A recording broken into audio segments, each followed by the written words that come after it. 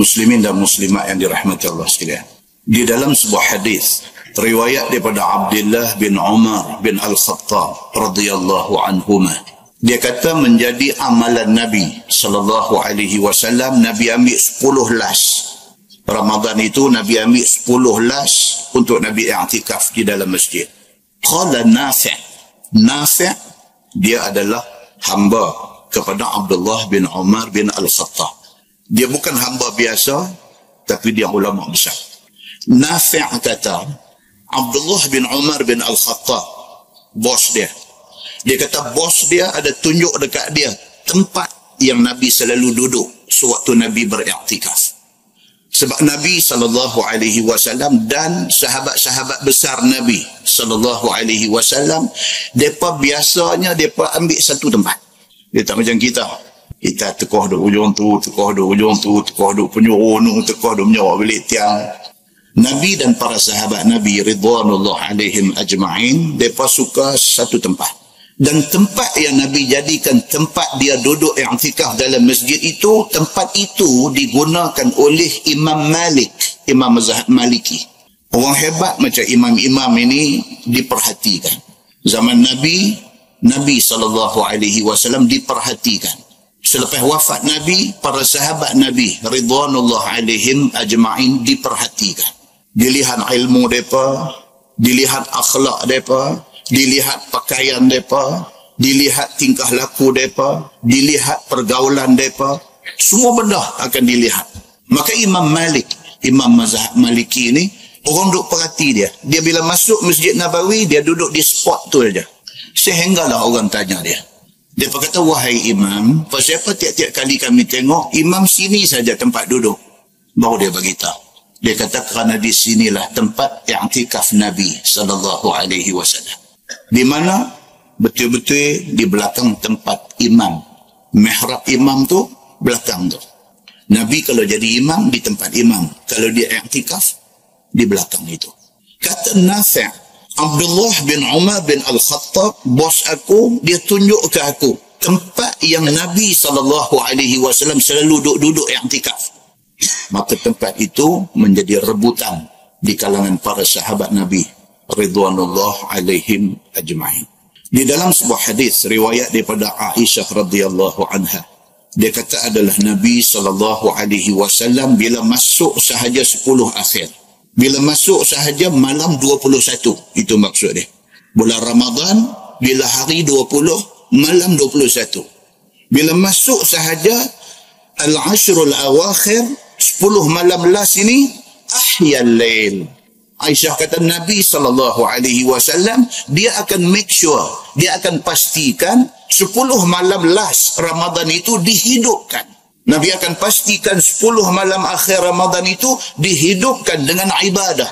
Nabi i'tikaf, Nabi baca Quran, Nabi buat segala benda yang baik-baik dalam 10 akhir itu. Tidak cukup dengan itu. Aisyah kata, wa aiqadha ahlah. Nabi gerak keluarga dia. Bila mai 10 akhir ini, bukan Nabi pulun seorang dia. Nabi gerak bini, gerak anak, gerak menantu, gerak suruh bangkit, suruh hidupkan malam yang akhir ini. Wajadda, dan Nabi pulun. Kan orang Arab selalu kata man jadda wajada. Siapa pulun, dia dapat. Siapa pulun, boleh ke dia. Nabi SAW bila mai 10 akhir ini, wajadda, Nabi pulun. Wasyaddal mi'zar, dan Nabi perkemah kain pinggang dia. Maksud dia, Nabi cuba menghindarkan diri daripada bersama dengan isteri dia. Pasal Nabi nak fokus kepada ibadah yang penuh pada 10 yang akhir itu. Tuan-tuan muslimin dan muslimat yang dirahmati Allah sekalian, Ramadan mai, Ramadan pi. Adakah tiap-tiap kali mai Ramadan itu kita ambil manfaat daripada dia? Ramadan dia tak. Dia sampai time dia mai, cukup time dia pi. Kita nak rebut ke, kita tak mau rebut ke, itu kita punya hal. Orang yang rebut Ramadan, dia dapat faedah dia. Siapa yang membiarkan Ramadan berlalu tanpa ada satu usaha, nak rebut, nak grab, ambil masa yang penuh barakah ini, dia lepas. Dan belum tentu dia akan dapat Ramadan yang satu lagi. Muslimin dan muslimat yang dirahmati Allah sekalian. Dalam sebuah hadis riwayat daripada Aisyah radhiyallahu anha, Kata dia, kalau dah sekiranya aku masuk dalam rumah kerana ada keperluan. Ini cerita lepas Nabi wafat. Lepas Nabi wafat, isteri-isteri Nabi pula sambung i'tikaf ini. Aisyah kata, kalau masa aku duduk i'tikaf itu, aku tak balik rumah. Rumah Nabi dengan Masjid Nabawi berkembang. Walau berkembang, tak balik rumah. Aku akan duduk di dalam masjid itu dan aku tidak akan balik ke rumah melainkan ada keperluan sangat-sangat. Wal marid fihi, pernah sekali ada orang sakit duduk dalam rumah aku. Fama as'alu anhu illa wa ana marrah. Aku duduk i'tikaf dalam masjid dalam bulan Ramadan. Aku balik ke rumah kerana ada hal nak buang air ke apakah, aku balik ke rumah. Aku balik ada orang sakit dalam rumah aku. Aku tak tanya hal orang sakit ni, melainkan aku masuk pi, selesai kerja aku keluar. Anda nampak ni i'tikaf yang dibuat oleh Nabi SAW dan oleh isteri-isteri Nabi macam tu. Kita malam ni umur 50 lebih dah, kita i'tikaf macam mana? Macam kita masuk nawaitul i'tikaf fi hadzal masjid lillahi ta'ala. I'tikaf telefon bunyi keluar start muncul balik. Itu i'tikaf yang kita faham. I'tikaf Nabi SAW dan i'tikaf isteri-isteri Nabi macam ni punya rigid, ketat. I'tikaf Nabi dan i'tikaf isteri Nabi ni dia ketat ni, macam kita dah baca ni, dia ketat macam tu. Nabi bila mai 10 akhir dia masuk masjid, itu ibadat. Sudah wafat Nabi, isteri Nabi mai ke masjid dalam 10 akhir duduk ibadat. Kalau ada hal sangat, keluar balik ke rumah. Dan kalau balik itu ada orang sakit dalam rumah, Aisyah kata, fama as'alu anhu, aku tak tanya pun habang orang sakit tu, illa wa ana marrah, melainkan aku lalu tengok begitu aja. Pi kalau nak buang air, lalu balik terus masuk balik dalam masjid. Wa in kana Rasulullah sallallahu alaihi wasallam la yudkhilu alayya ra'sah. Ni Aisyah kata, aku nak cerita Nabi sallallahu alaihi wasallam dalam waktu Nabi i'tikaf dalam 10 akhir Ramadan ini, Nabi hanya suruh kepala keluar daripada masjid. Nabi tak keluar, Nabi hulur kepala keluar daripada dalam masjid. Masjid tu Raudhah lah ni, rumah Nabi tu hak kubur lah ni, duk berkembang macam tu. Nabi cuma suruh kepala keluar daripada masjid, suruh dekat Aisyah radhiyallahu anha. Wa huwa fil masjid, sedangkan Nabi duk ada dalam masjid, kepala saja dia keluar. Fa urajjiluh, Nabi nak minta aku sikatkan rambut dia. Tuan-tuan, i'tikaf Nabi tak keluar masjid ni, tak mau keluar daripada masjid sebab takut i'tikaf itu terputus. Punya sayangnya i'tikaf itu sampai macam tu. Aci boleh, tak mau keluar. Aisyah kata, sampai Nabi ada keperluan nak sikat rambut, dia suruh kepala aja mai kat aku. Aku duduk balik dalam rumah, dia duduk balik dalam masjid, dia tak keluar. Aku sikat rambut dia. Fa urajjiluh, maka aku sikat rambut dia. Wa kana la yadkhulul bait illa lihajah. Dan adalah Nabi SAW, dia tidak akan keluar daripada masjid nak pergi ke rumah melainkan kerana ada hajat sangat-sangat. Ulama dalam mengupas hadis ini, ulama kata maksud hajat itu ialah qada hajat, kerana nak pergi buang air. Idza kana mu'takifan, Aisyah kata ini cerita ni adalah hal keadaan Nabi itu sedang beriktikaf. Kalau Nabi SAW buat i'tikaf dia sampai macam tu sekali. Muslimin dan muslimat yang dirahmati Allah sekalian. Now kita go one by one, satu-satu. I'tikaf ini apa? I'tikaf ini adalah satu amalan sunnah Nabi SAW yang semakin tidak difahami dan semakin dilupakan. Sebab kebanyakan orang hari ini dia faham i'tikaf, masuk masjid, nawaitul i'tikaf, aku niat i'tikaf. So bila mai 10 akhir Ramadan pun dia ingat macam tu. Tapi i'tikaf sebenar yang dikatakan sunnah Nabi SAW, serupa kita habaq tadi. I'tikaf itu dari segi bahasa dia, maksud dia ialah terus menerus duduk di dalam masjid dalam keadaan menahan diri daripada buat benda yang tak berkaitan. Dan dari segi syarak ialah duduk dalam masjid dengan tujuan nak konsentrate ibadah kepada Allah Subhanahu wa taala. Hukum dia ialah sunat dan dia adalah sunnah Nabi sallallahu alaihi wasallam. Dalam Quran Tuhan sebut pasal i'tikaf ini, Firman Allah, wala tubashiruhunna wa antum aakifuna fil masajid. Dan jangan dalam masa i'tikaf itu, jangan kamu ingat nak bersama, nak jima dengan isteri kamu. 10 akhir itu hadis kita baca tadi, kata Nabi perkemah kain dia. Maksudnya dia try seberapa boleh. Tak mau pergi buat yang tu. Rupanya dalam Quran Tuhan kata, wala tubashiruhunna. Kalau betul nak i'tikaf, 10 yang akhir ini, jangan menggauli isteri. Wa antum aakifuna fil masajid. Sedangkan kamu pada ketika itu sedang beriktikaf di dalam masjid. Tumpu yang tu. Baik, di mana tempat untuk kita beriktikaf? Di mana? Boleh tak boleh kita iktikaf di rumah? Boleh tak boleh kita iktikaf di surau taman kita? Boleh tak boleh kita beriktikaf di Masjid Fahim? Di mana tempat iktikaf? Ulama terbahagi dua. Sebahagian ulama kata i'tikaf yang dimaksudkan di dalam nas-nas Al-Quran dan hadis Nabi SAW merujuk kepada 3 masjid sahaja. Al-Masjidil Haram, Al-Masjidil Nabawi dengan Al-Masjidil Aqsa. Satu pendapat. Lain daripada itu tidak ada i'tikaf. Ini satu pendapat. Pendapat yang kedua adalah pendapat jumhur ulama. Majoriti ulama kata i'tikaf boleh dibuat di mana-mana masjid. Termasuk Masjid Fahim ni. Janji masuk masjid, boleh i'tikaf. Itu pendapat lagi satu geng. Pendapat yang pertama tadi, dia khususkan kepada 3 masjid saja. Pasal apa? Golongan yang pertama keras macam tu. Pasal di sana ada satu hadis daripada Huzaifah radhiyallahu anhu. Dalam hadis itu Nabi SAW bersabda, la'tikaf illa fi thalatha. Tidak ada i'tikaf melainkan pada 3 tempat sahaja. Nabi kata macam tu. Al-Masjidil Haram 1, wal Masjidil Aqsa 2, wa Masjidi Rasulillah sallallahu alaihi wasallam 3. Dan hadis itu hadis sahih riwayat Ibnu Abi Syaibah. Oleh kerana ada hadis dan hadis itu sahih, maka ada satu pendapat pegang macam tu. Tapi ada sebahagian ulama yang lain, dia pegang pula ayat yang kita baca tadi. Tuhan kata wala tubashiruhunna wa antum aakifuna fil masajid.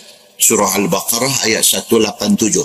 Allah kata dalam ayat tu, dan janganlah kamu menggauli isteri kamu ketika kamu beriktikaf itu.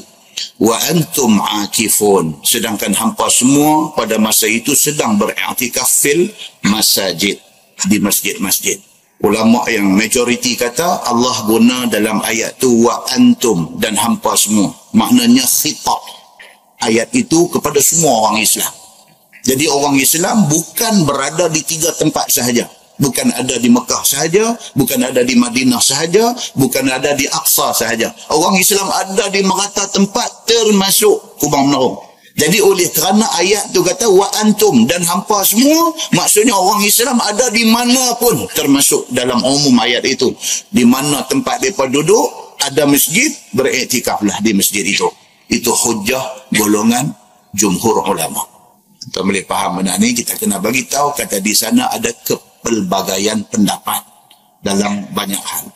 Muslimin dan muslimat yang dirahmati Allah sekalian. Cuma kata jumhur ulama yang afdalnya, hadis tadi, hadis Huzaifah, dia kata tidak boleh i'tikaf melainkan 3 masjid. Bukan kata tempat lain tak boleh, tetapi hadis tu nak abang kata afdalnya di 3 tempat itu. Okey, muslimin dan muslimat yang dirahmati Allah sekalian. Baik, soalnya boleh tak boleh bila kita i'tikaf kita nak keluar masjid? Itu perbincangan. Boleh tak boleh bila kita duduk dalam masjid dalam 10 akhir Ramadan, kita dah niat kita nak i'tikaf, boleh tak boleh keluar balik rumah ke pi mana atas apa-apa keperluan? Boleh ke tak boleh? Perbincangan ada di sana. Majoriti ulama kata yang boleh hanya untuk buang air saja. Ketat tuan-tuan. Makna kata hak kita duk buat selama ni sampai umur kita dah 50 lebih ni, kalau ikut kira bukan i'tikaf.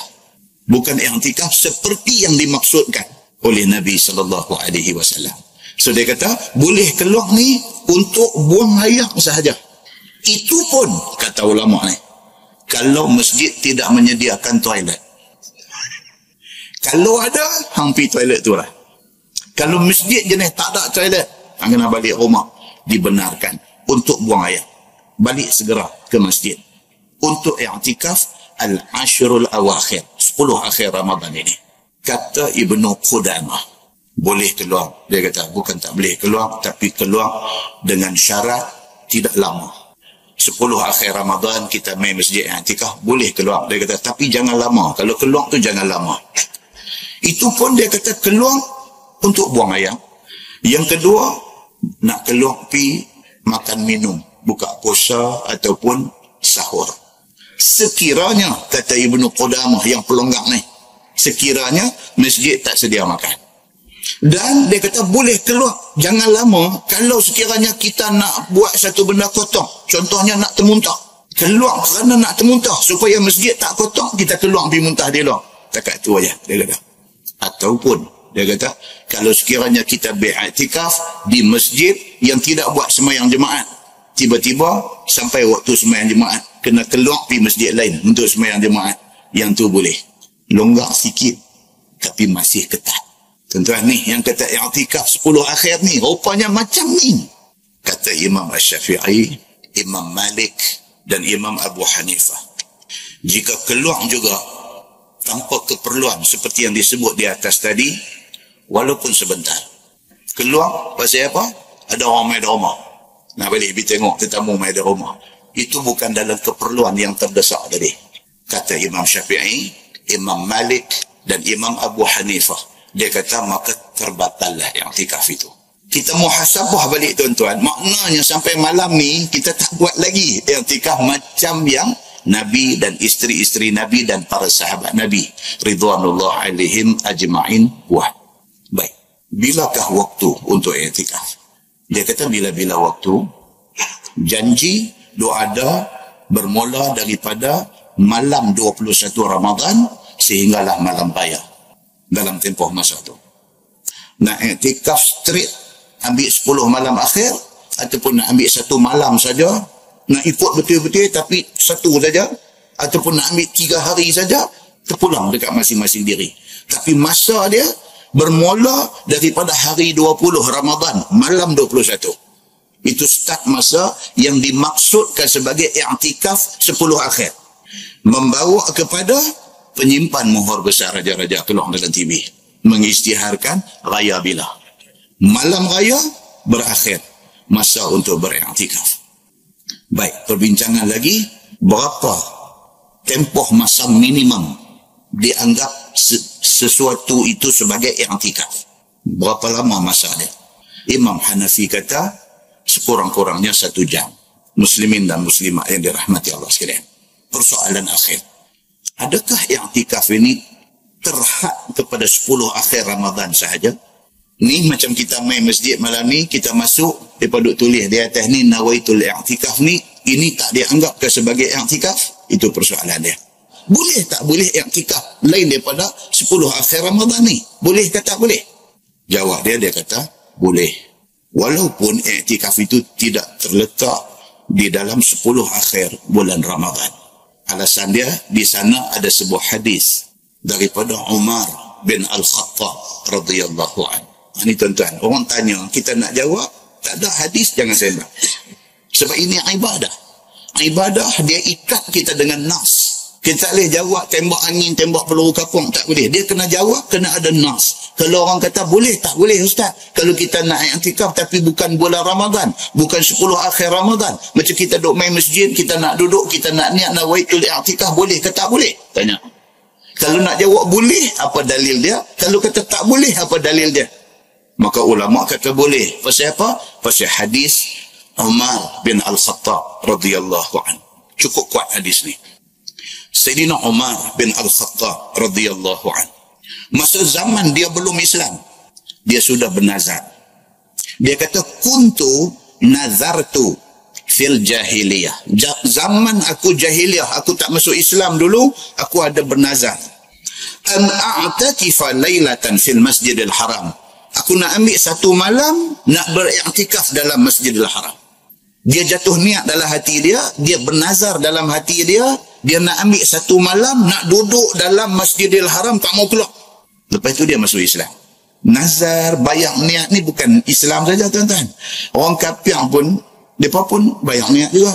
Mereka ada satu masalah, mereka pasang satu niat, kalau anak aku baik daripada penyakit ni, aku pergi potong kambing ke, pergi potong ayam putih ke apa. Ini semua nazar. Nazar ini dibuat oleh Umar bin Al-Khattab sebelum dia masuk Islam. Bila dia dah masuk Islam, dia pergi habaq dekat Nabi. Umar kata, kuntu nazartu fil jahiliyah. Umar kata, ya Rasulullah, sebelum saya masuk Islam, zaman saya jahiliyah, saya ada satu nazar. Saya bernazar, an a'takifa laylah fil Masjidil Haram. Saya nak ambil satu malam, saya nak pergi duduk dalam Masjidil Haram, nak beriktikaf. Qala Nabi sallallahu alaihi wasallam. Nabi kata dekat Sayyidina Umar, fa'aufi binadhrik. Nabi kata, penuhi, tunaikan nazar kamu itu. Walaupun nazar dibuat sebelum dia masuk Islam. Nazar itu untuk nak mendekatkan diri dengan Allah Subhanahu wa taala, Tuhan Kaabah. Mereka sebut masa tu Tuhan Kaabah. Nabi kata dekat dia, tunaikan, penuhi nazar kamu itu. Sedangkan benda ni berlaku di luar Ramadan. Nabi suruh. Kerana Nabi suruh Umar pergi tunaikan nazar dia nak beriktikaf di Masjidil Haram, maka beriktikaf luar Ramadan dibenarkan. Itu dalil dia. Dan dalil itu daripada hadis yang cukup kuat. Hadis muttafaqun alaih. Muslimin dan muslimat yang dirahmati Allah sekalian. Apakah adab bila kita nak beriktikaf? Apa adab kita? Yang pertama, niat mau ikhlas kerana Allah. Itu nombor satu. Kita ambil cuti 10 akhir Ramadan, mai duk iktikaf masjid ni, duk habang habis semua satu pejabat kata saya 10 akhir ni memang saya nak pergi iktikaf, saya nak pergi buat ibadah. Tak cantik. Ambil cuti, sengak-sengak mai kita dengan Tuhan, ikhlas. Cantik. Yang kedua, penuhkan masa sewaktu iktikaf itu dengan benda-benda yang boleh bagi kita dekat dengan Allah, bagi kita dapat pahala. Apa dia? Baca Quran, banyakkan sembahyang sunat, zikir bagi banyak, muhasabah diri, mengenangkan segala salah silap dosa kita yang tak tahu punya banyak ni, istighfar, bertaubat, minta ampun kepada Allah. Itu pengisian i'tikaf. Yang ketiga, jangan buang waktu secara sia-sia. Maksudnya apa? Zamanlah mai 10 akhir Ramadan duduk tengok Facebook, mai i'tikaf dalam masjid, time memang cantik 10 akhir duduk baca Facebook, bodoh update, gelak seorang-seorang. Ini semua kerja merepek dan kerja karut. Dia kata, jangan buat macam tu. Dan yang keempat, jangan tinggalkan masjid. Kalau dah kita niat i'tikaf, sedaya upaya jangan tinggalkan masjid kecuali keadaan darurat dan terdesak. Duduklah masjid i'tikaf, bini telefon, abang ni ulang tolong sulah masuklah rumah ni. Astagfirullahalazim, astagfirullah. Tak balik. Bini telefon dia, abang ni dia petuk anak dia ni, dia petuk. Astagfirullahalazim. Kalau Piramli dia tak, coba pasal apa? Aku tengah duduk i'tikaf. Itu tak cerdik. Itu dia panggil keadaan darurah. Keadaan itu sangat terdesak, emergency, you kena balik. Muslimin dan muslimat yang dirahmati Allah sekalian. Di sana ada satu hadis dhaif tentang i'tikaf ini. Nabi SAW bersabda. Hadis dhaif ni maksud dia apa, tuan-tuan? Hadis ke tak? Hadis. Habis itu pasal apa dia dipanggil sebagai hadis dhaif? Pasal apa? Pasal ada salah seorang daripada rawi yang meriwayatkan hadis ni, nama dia Bishr bin Salam Al-Bajali. Dia ni diketahui umum sebagai satu orang yang ada masalah dari segi ingatan. Ada sikit ghaflah. Dia rawi hadis. Rawi hadis, tuan-tuan. Kalau kata ghaflah bukan macam kita ghaflah, jangan duk salah faham. Kita ni ghaflah jingga. Rawi hadis ni kalau kata ghaflah ni, ghaflah depa ni baik pada ustaz yang ada hari ni. Pun macam tu, kerana dia ni diketahui orang sebagai satu orang yang tak syak, ingatan dia tak syak, hadis turun darjat. Daripada sahih turun hasan, hasan turun dhaif, kerana masalah pada rawi, pada orang yang meriwayatkan hadis ini. So hadis ni jadi dhaif pasal syekh ni. Syekh yang kata Bishr bin Salam Al-Bajali, dia tersenarai sebagai salah seorang yang meriwayatkan hadis ni kerana ada dia ni downgrade hadis tu. Tapi hadis kadang-kadang hadis tidak boleh buat hujah, tapi dia adalah hadis yang lemah. Apa kata hadis tu? Dia kata Nabi SAW bersabda, Nabi kata wa man i'takafa yawman ibtigha'a wajhillah. Nabi kata barang siapa yang beriktikaf pada satu hari kerana nak cari keredaan Allah, ja'alallahu bainahu wa bainan nar thalathata khanadiq. Allah akan jauhkan dia dengan api neraka sejauh 3 buah parit.